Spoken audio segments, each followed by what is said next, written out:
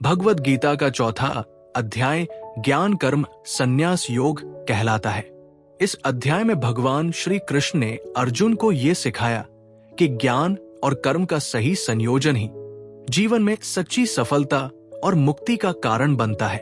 इस अध्याय में भगवान कर्म के महत्व को समझाते हैं और ये भी बताते हैं कि ज्ञान प्राप्त करने का सही तरीका क्या है। इस अध्याय के माध्यम से हम ये समझ सकते हैं कि यदि हम अपने कर्मों में सही ज्ञान का उपयोग करें तो हम जीवन में आत्मिक उन्नति और शांति पा सकते हैं। आइए हम इस अध्याय को सरल और समझने योग्य भाषा में समझते हैं। 1. ज्ञान और कर्म का सही संयोजन। भगवान श्री कृष्ण ने अर्जुन से कहा कि ज्ञान का वास्तविक रूप तब सामने आता है जब उसे कर्म में लगाया जाता है। अगर हम सिर्फ ज्ञान प्राप्त करें लेकिन उस ज्ञान का उपयोग न करें तो वो ज्ञान निष्कलंक और निरर्थक हो सकता है। वहीं केवल कर्म करने से हम आत्मज्ञान की ओर नहीं बढ़ सकते। उदाहरण, मान लीजिए आप एक डॉक्टर हैं, आपने चिकित्सा की पढ़ाई की है और आपको रोगों के इलाज का पूरा ज्ञान है। अगर आप सिर्फ ये ज्ञान अपने पास रखें और किसी भी मरीज का इलाज न करें तो वो ज्ञान किसी काम का नहीं। वहीं अगर आप अपने ज्ञान का उपयोग करके मरीजों का इलाज करते हैं तो आपका ज्ञान वास्तविकता में कारगर होता है।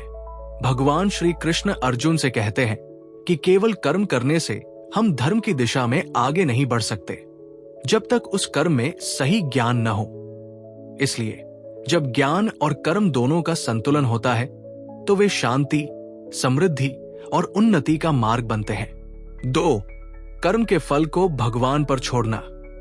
श्री कृष्ण ये भी बताते हैं कि व्यक्ति को अपने कर्मों के फल को भगवान के पास छोड़ देना चाहिए। जब हम किसी काम को करते हैं और फल की इच्छा रखते हैं तो उस कर्म में अहंकार और स्वार्थ आ जाता है। लेकिन यदि हम कर्म करते समय फल की चिंता न करें तो हमारा कर्म शुद्ध और निस्वार्थ हो जाता है। उदाहरण, मान लीजिए एक किसान खेत में काम कर रहा है। अगर वो हर दिन सोचता है कि आज कितनी उपज होगी और उसे बेचकर कितने पैसे मिलेंगे तो वो अपने काम में असंतुष्ट रहेगा।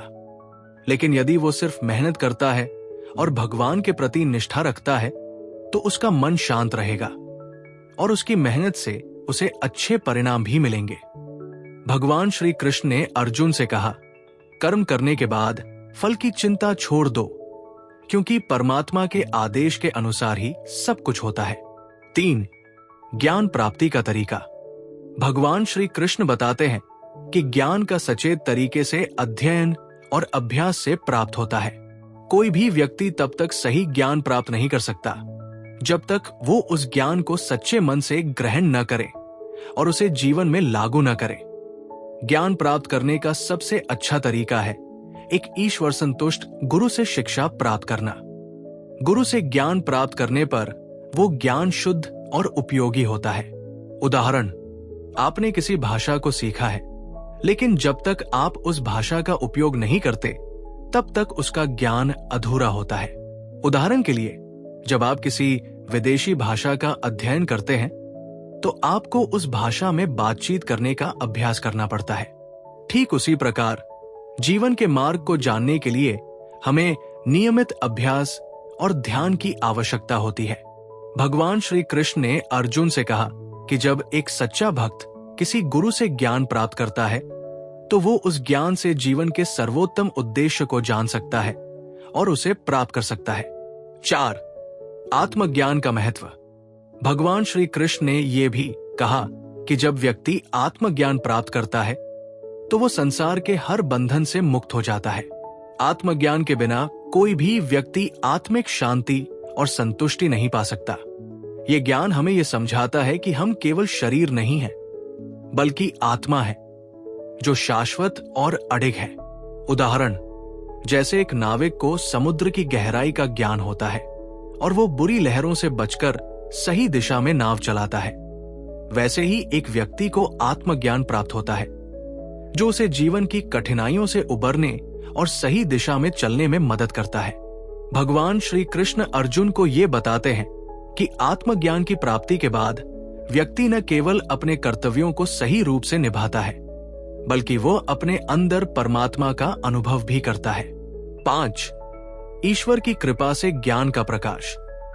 भगवान श्री कृष्ण ये भी कहते हैं कि जब कोई व्यक्ति ईश्वर के प्रति पूर्ण समर्पण और विश्वास करता है तो भगवान उसके जीवन में कृपा बरसाते हैं और उसे सत्य का ज्ञान प्रदान करते हैं।